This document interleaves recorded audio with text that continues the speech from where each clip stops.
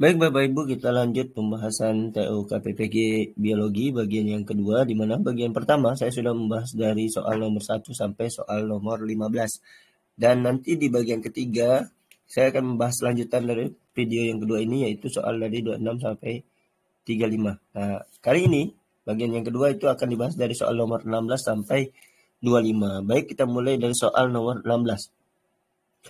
Nah, berikut adalah hasil pembelajaran tes pada sistem ekskresi siswa kelas 11 IPA 3 di SMA Kusuma Bangsa, di mana subtopik struktur dan fungsi sistem ekskresi, baik itu kulit, paru-paru, hati, dan ginjal, siswa yang tuntas 80%, masuk ke proses pembentukan urin 60%, kemudian gangguan pada sistem ekskresinya 40%.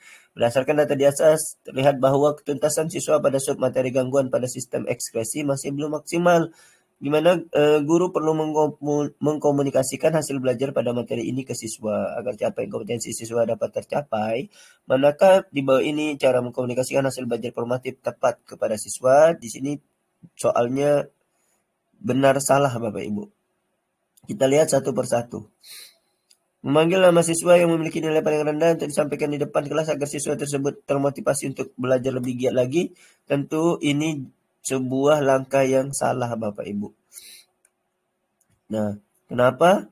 Di situ Bapak Ibu jelas memanggil siswa dengan nilai rendah di depan kelas dapat menimbulkan rasa malu dan mengurangi motivasi, bukan meningkatkan semangat belajar. Justru ini adalah sebuah hal yang keliru Bapak Ibu kalau kita lakukan. Kemudian yang kedua Bapak Ibu, guru menyampaikan bahwa masih banyak siswa yang belum menguasai submateri gangguan sistem ekspresi, sehingga guru memberikan kesempatan kepada siswa untuk bertanya mengenai bagian yang dianggap sulit oleh siswa. Nah, ini pernyataan yang benar Bapak Ibu. Jadi ini adalah pendekatan yang baik karena memberikan ruang bagi siswa untuk mengeksplorasi kesulitan mereka, mendorong keterlibatan aktif mereka juga. Kemudian yang ketiga, langsung membagikan nilai ulangan ke wali murid, dimaksudkan agar wali murid berperan dalam memotivasi belajar siswa. Nah, ini juga sebuah langkah yang keliru Bapak Ibu, di mana memberikan nilai kepada wali murid tanpa sepengetahuan siswanya sendiri itu tentunya tidak transparan dan dapat mengurangi rasa tanggung jawab siswa terhadap pembelajaran mereka. Juga menjadi langkah yang keliru Bapak Ibu. Kemudian guru tidak membagikan hasil penilaian formatif kepada siswa supaya siswa tidak merasa cemas dengan hasil penilaian yang diperoleh. Nah, ini juga salah Bapak Ibu. Tidak membagikan juga salah karena menyembunyikan hasil tidak mendukung pembelajaran yang transparan dan akuntabel. Artinya siswa perlu tahu hasilnya untuk belajar dari sebuah kesalahan. Terakhir, guru mengumumkan hasil penilaian ulangan dan menyampaikan subtopik yang jumlah ketuntasan siswa masih rendah, serta guru memberikan tindak lanjut berupa remedial teaching. Nah, ini yang benar Bapak Ibu. Di mana pernyataan nomor 16 soal nomor 16 ini yang terakhir adalah cara yang efektif untuk memperbaiki pemahaman siswa dan memastikan mereka mendapatkan bantuan yang mereka perlukan. Artinya nomor 16 ini jawabannya adalah SB SSB. Bapak Ibu, yang benar adalah pernyataan kedua dan kelima. Kemudian kita masuk soal nomor 17. Pada gambar berikut menunjukkan sel-sel yang berperan dalam sistem imun bawaan, innate immunity, dan sistem imun adaptif, yaitu adaptif imun, pada manusia yang sedang diajarkan seorang guru biologis di kelas 11 IPA 2 SMA Bintang Terang. Nah, di situ ada innate immunity, adaptive immunity.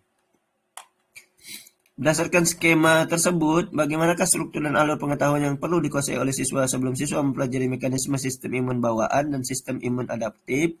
Nah, Bapak Ibu ada yang pilihan 5 pilihan ini kita akan pilih satu persatu, di mana yang A, siswa mampu menjelaskan pengertian dan fungsi sistem imun, membedakan konsep antigen dan antibodi, menyebutkan sel yang berperan dalam sistem imun bawaan dan adaptif, dan bentuk perlawanan terhadap antigen. Nah, ini pernyataan yang benar Bapak Ibu, di mana jawaban ini mencakup pemahaman mendasar yang komprehensif tentang sistem imun. Tentunya inilah adalah hal-hal yang penting sebelum mempelajari mekanismenya itu sendiri. Jadi jawaban yang benar adalah yang A. Kemudian yang B, siswa mengetahui definisi sistem imun, menyebutkan contoh zat alergen, mengetahui komponen sel darah yang berperan sebagai sistem imun, dan menganalisis gangguan pada sistem imun. Nah, ini lebih fokus pada alergi dan gangguan yang kurang relevan sebagai pengantar pemahaman dasar dari yang diminta tadi. Karena yang diminta adalah struktur dan alur pengetahuan yang perlu dikuasai oleh siswa sebelum siswa mempelajari mekanisme. Jadi yang B ini tidak tepat.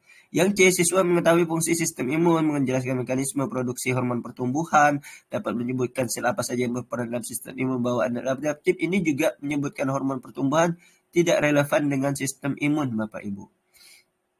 Kemudian yang D, siswa memahami konsep antigen dan antibodi ketika tubuh terinfeksi oleh suatu patogen, baik itu bakteri maupun virus. Siswa menganalisis kelainan sistem imun. Artinya meskipun analisis kelainan sistem imun itu penting Bapak Ibu, tetapi pemahaman dasar itu harus diajarkan terlebih dahulu. Jadi ini sudah lanjutan yang D ini. Kemudian yang E, siswa dapat mendefinisikan pengertian sistem imun dan menjelaskan upaya apa saja yang dapat dilakukan oleh seseorang dalam menjaga sistem imun agar lebih kuat. Nah, menjaga sistem imun kuat ini adalah aplikasi dari pengetahuan yang harus dibangun dari pemahaman sistem imun itu sendiri. Artinya sudah pembelajaran lanjutan. Nah, untuk dasarnya maka kita pilih yang A, Bapak Ibu. Lanjut soal nomor 18. Bu Tika, seorang guru biologi, sedang membelajarkan sistem gerak di kelas 11 IPA 1 SMA Tunas Bangsa. Di bagian apersepsi, Bu Tika menanyakan kepada siswa, mengapa manusia dapat berjalan berpindah tempat? Nah, siswa menjawab bahwa manusia memiliki tulang, otot, dan sendi yang saling berkoordinasi sehingga terjadi suatu gerakan hingga dapat berpindah tempat. Kemudian Bu Tika menyampaikan tujuan pembelajaran pada hari itu adalah siswa dapat mengenali dan menjelaskan struktur dan proses sistem gerak pada manusia, serta mengaitkan struktur tulang dan otot dengan fungsi dan proses gerak pada manusia. Untuk dapat mencapai tujuan pembelajaran tersebut, maka perlu penentuan konten dan media pembelajaran yang relevan. Manakah konten dan media pembelajaran yang relevan dengan kegiatan pembelajaran di atas? Nah, kita lihat dari yang pertama, jenis-jenis tulang dan fungsinya, jenis otot dan fungsinya, jenis sendi dan mekanisme gerakannya, serta menggunakan media alat peraga torso tulang, torso otot, dan video animasi sistem gerak. Nah, ini adalah jawaban yang benar, Bapak Ibu.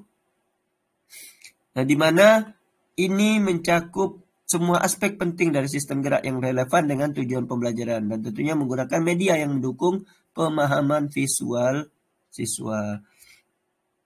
Yang B, jenis-jenis tulang dan fungsinya, jenis otot dan fungsinya, jenis sendi dan mekanisme gerakannya, serta beragam kelainan sistem gerak dengan menggunakan media alat peraga torso tulang, torso otot, dan video animasi sistem geraknya. Jadi bedanya adalah beragam kelainan sistem gerak.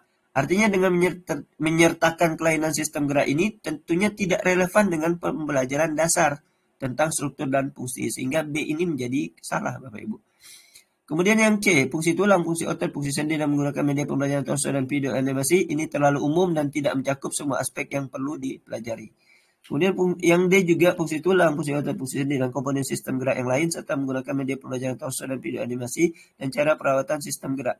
Menyertakan perawatan sistem gerak ini mungkin terlalu luas untuk tujuan pembelajaran ini, Bapak Ibu. Begitu juga yang E, sistem gerak yang lain serta menggunakan media pembelajaran torso dan video animasi saja, ini juga sama dengan D, tidak mencakup semua elemen yang diperlukan untuk pemahaman secara menyeluruh. Jadi jawaban yang tepat adalah yang A, Bapak Ibu, yaitu tulang, fungsinya, otot dan fungsinya, serta sendi dan mekanisme gerakannya. Lanjut di soal nomor 19, Bapak Ibu. Bu Dia sedang membelajarkan salah satu kelainan yang terjadi pada sistem syaraf, yaitu penyakit Alzheimer yang menyerang otak, yang mengakibatkan penderitanya mengalami penurunan daya ingat, penurunan kemampuan berpikir, dan perubahan suasana hati yang sangat cepat. Berikut urutan penyajian konten yang tepat agar tujuan pembelajaran siswa dapat mengidentifikasi berbagai kelainan sistem saraf. Kita lihat dari yang A.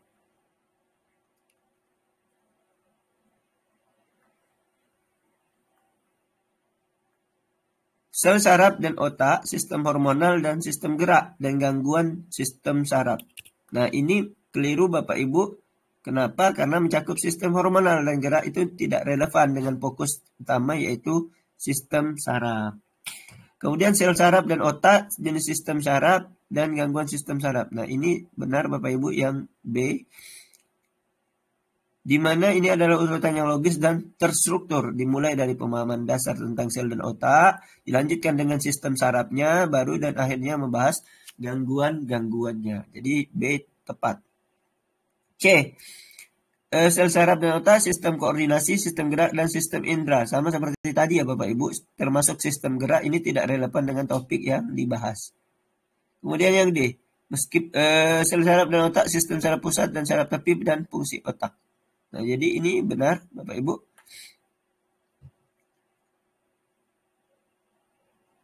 Di mana sel saraf dan otak, sistem saraf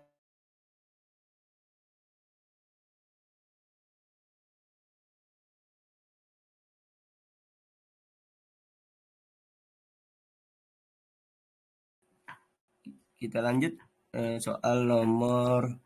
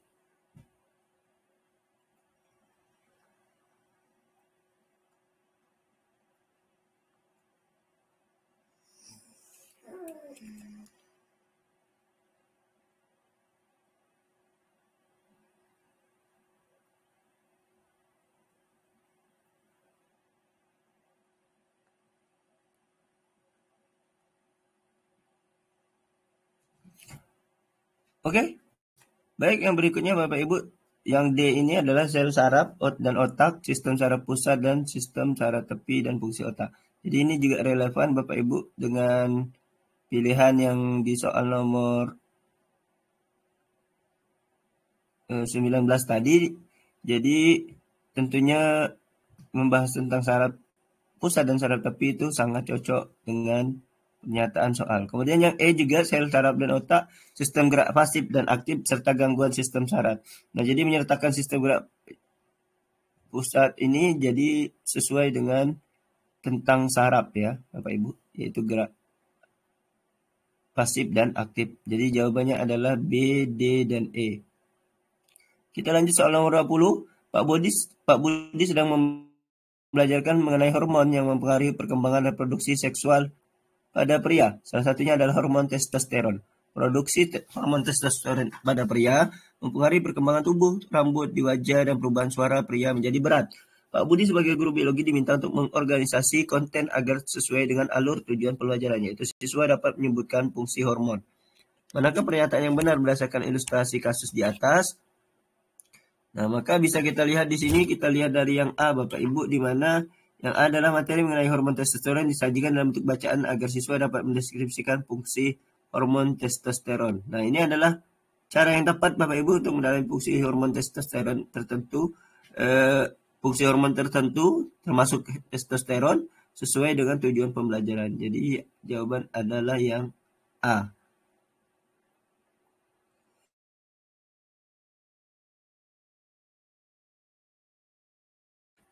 Kemudian yang B, materi mengenai organ reproduksi disajikan dalam bentuk PPT dengan tujuan siswa dapat menyebutkan fungsi organ reproduksi. Fokus pada organ reproduksi tidak langsung relevan dengan fungsi hormon yang diinginkan, Bapak Ibu. Kemudian yang C, materi mengenai kelainan sistem reproduksi disajikan dalam bentuk kasus agar siswa dapat mengaitkan organ dan sistem kerja organ reproduksi. Mengaitkan kelainan sistem reproduksi juga tidak sesuai dengan tujuan untuk mengidentifikasi fungsi hormon. Yang D, materi mengenai hormon pertumbuhan pada manusia disajikan dengan bentuk video agar siswa dapat mengetahui fungsi hormon pertumbuhan. Nah, yang D ini juga hormon pertumbuhan tidak relevan dengan pembelajaran hormon testosteron. Kemudian yang E, mengidentifikasi materi kelainan hormon disajikan dalam bacaan agar siswa dapat mengidentifikasi kelainan yang terdapat pada sistem reproduksi. Dan mengidentifikasi kelainan bukanlah tujuan utama dalam konteks ini, Bapak Ibu. Sehingga jawaban yang benar adalah yang A. Kita lanjut soal nomor 21, yaitu susunan materi ajar sistem reproduksi. Di mana di sini adalah ada poin-poin penting pada materi sistem reproduksi manusia dan masa pubertas. Itu ya. Untuk yang pertama menjelaskan pengertian sistem reproduksi, mengidentifikasi perbedaan sistem reproduksi pria dan wanita. Bu Desi sebagai guru biologi akan membelajarkan sistem reproduksi dengan menekankan poin-poin penting di atas. Maka perlu mengorganisasi materi agar sesuai dengan alur tujuan pembelajaran. Di bawah ini susunan materi ajaran yang tepat sesuai alur tujuan pembelajaran adalah yang pertama pastinya menjelaskan pengertian sistem reproduksi terlebih dahulu. Jadi satu itu poin yang pertama, kemudian mengamati dan menyebutkan organ reproduksi pria dan wanita. Jadi ini langkah yang kedua, maka jelas jawabannya adalah yang C ya Bapak Ibu. Dimana yang C ini adalah sebuah langkah yang sangat relevan dengan urutan materinya. Bisa kita lihat dari yang pertama sesuai urutan yang baik dimulai dengan pengertian dulu, pengertian sistem reproduksi. Jadi kemudian diikuti dengan pengamatan organ, yaitu mengamati dan menyebutkan organ reproduksi pria dan wanita. Kemudian setelah itu menjelaskan cara kerja sistem, yaitu mendeskripsikan cara kerja sistem reproduksi pria dan wanita. Kemudian membandingkan sistem. Setelah tahu cara kerjanya, kita lanjut. Yang kedua, mengidentifikasi perbedaan sistem reproduksi pria dan wanita. Jadi, setelah menjelaskan cara kerja sistem, artinya membandingkan sistem pria dan wanita. Kemudian yang selanjutnya, yang keempat, menganalisis kelainan pada sistem reproduksi pria dan wanita. Lanjut, yang keenam, baru membahas mendefinisikan pembentukan sel gamet, fertilisasi, dan kehamilan. Jadi membahas tentang pembentukan sel gamet dan terakhir diakhiri dengan cara menjaga kesehatan reproduksi. Jadi melakukan cara menjaga kesehatan reproduksi manusia itu adalah yang terakhir. Maka jawabannya adalah yang C, Bapak Ibu. Kemudian nomor 22, organisasi konten kelainan sistem reproduksi.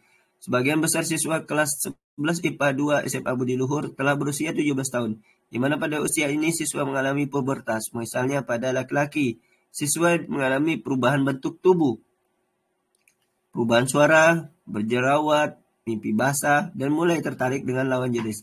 Sedangkan pada siswa perempuan akan mengalami menstruasi, muncul jerawat, pertumbuhan fisik yang cepat, tumbuh payudara, dan perubahan suasana hati yang cepat.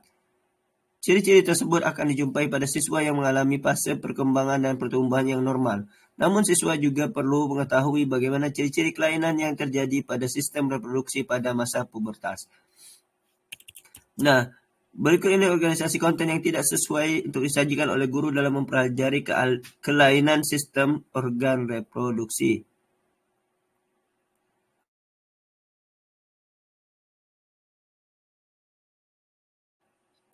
Baik, yang pertama, yang A, guru memberikan LKPD kepada siswa untuk menganalisis contoh-contoh kelainan pada sistem reproduksi wanita, misalnya haid tidak teratur, endometriosis, kanker, kemandulan, dan lainnya.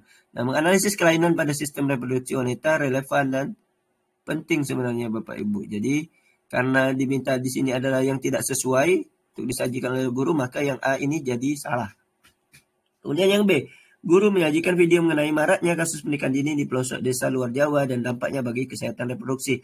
Video tentang pernikahan dini dapat juga memberikan konteks yang berhubungan dengan kesehatan reproduksi. Jadi ini sebenarnya benar, karena tidak sesuai jadi salah.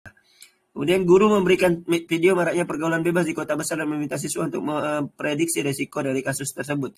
Nah, sama seperti yang B, pakai video Bapak Ibu. Nah, mengidentifikasi risiko dari pergaulan bebas juga relevan dengan pembelajaran kelainan sistem reproduksi.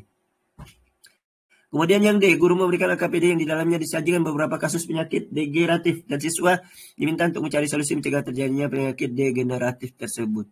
Nah, ini yang D ini Bapak Ibu, penyakit degeneratif tentunya tidak relevan dengan kelainan sistem reproduksi yang harus dipelajari oleh siswa, sehingga tidak sesuai untuk konteks ini.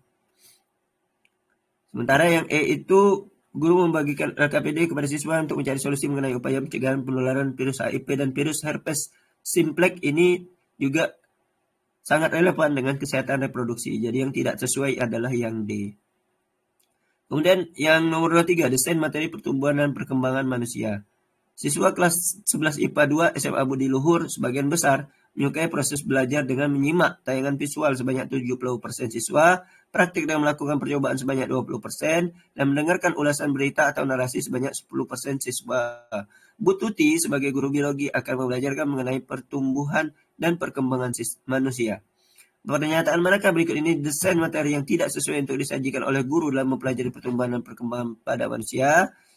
Nah, yang A ini Bapak Ibu kita lihat adalah guru menyampaikan ciri-ciri materi ciri-ciri makhluk hidup melalui model pembelajaran discovery learning dan metode studi pustaka dan diskusi kelompok. Menggunakan model discovery learning dan diskusi kelompok ini tentulah sangat sesuai untuk mengembangkan pemahaman. Kemudian yang B, guru membelajarkan faktor-faktor yang mempengaruhi pertumbuhan dan perkembangan pada manusia dengan model discovery learning dan media video dokumenter. Menggunakan video dokumenter ini dalam pembelajaran juga sangat efektif untuk menarik perhatian siswa. Jadi benar juga. Kemudian yang C, guru menyajikan kasus bullying yang terjadi di sekolah dengan model problem based learning dan media podcast wawancara korban bullying. Nah, kasus bullying dapat membantu siswa juga memahami dampak sosial yang berhubungan dengan perkembangan. Yang D, guru membelajarkan tahapan pertumbuhan dan perkembangan manusia dengan menggunakan model project based learning dan sumber belajar berupa hasil wawancara narasumber atau praktisi. Model project based learning juga dengan wawancara praktisi relevan untuk pengalaman langsung dan pemahaman yang mendalam. Nah, artinya yang tidak sesuai Bapak Ibu adalah yang E. Guru membelajarkan mengenai beragam jenis makanan dan dampaknya terhadap kesehatan tubuh dengan metode diskusi tanya jawab. Kenapa ini yang paling tidak tepat Bapak Ibu? Karena ini tidak langsung berkaitan dengan pertumbuhan dan perkembangan manusia. Diskusi tentang zat makanan mungkin terlalu luas dan kurang fokus pada topik yang kita maksud tadi. Jadi jawabannya adalah yang E.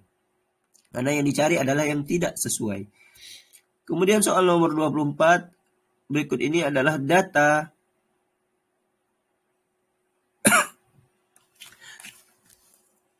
mengenai keragaman peserta didik berdasarkan latar belakang ekonomi. Jadi mata pencarian orang tuanya di kelas 11 IPA 2 SMA Budi Luhur. Di mana PNS ada 2 orang, pedagang 4 orang, swasta 5 orang, petani padi 9 orang, petani cabai 3 orang, petani sawit 5 orang, dan peternaknya 7 orang dengan jumlah siswa 35. Bu Tuti akan membelajarkan topik tentang perkecambahan pada tanaman dikotil dan monokotil dengan model pembelajaran inquiry dan melibatkan peran aktif siswa secara berkelompok. Manakah di antara langkah berikut yang tepat dilakukan Bu Tuti dalam membelajarkan materi tersebut? Nah, kita lihat dari yang A, Bapak Ibu.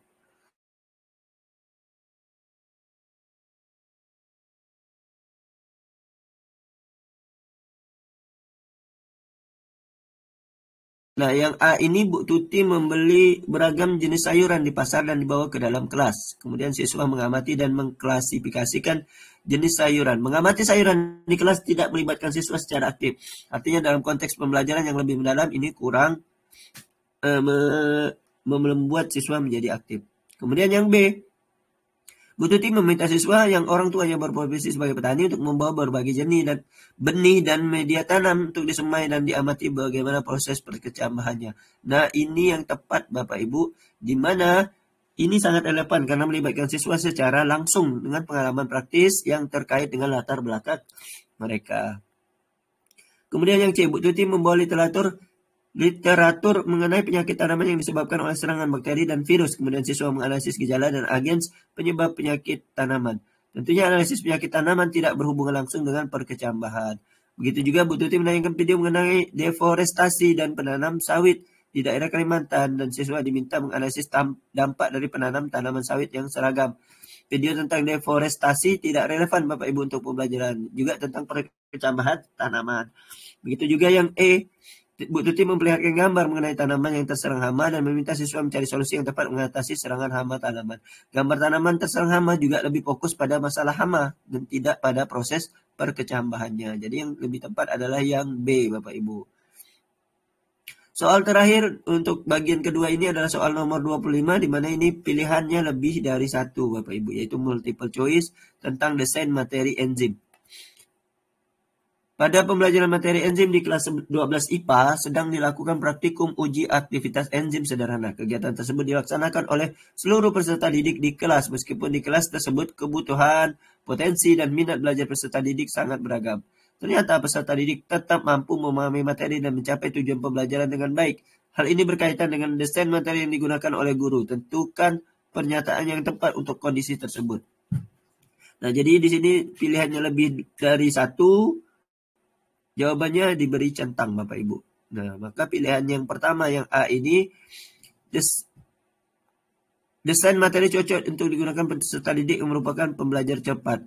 Nah, desain materi harus dapat digunakan oleh semua jenis pembelajar, bukan hanya untuk yang cepat Bapak Ibu. Sehingga ini salah.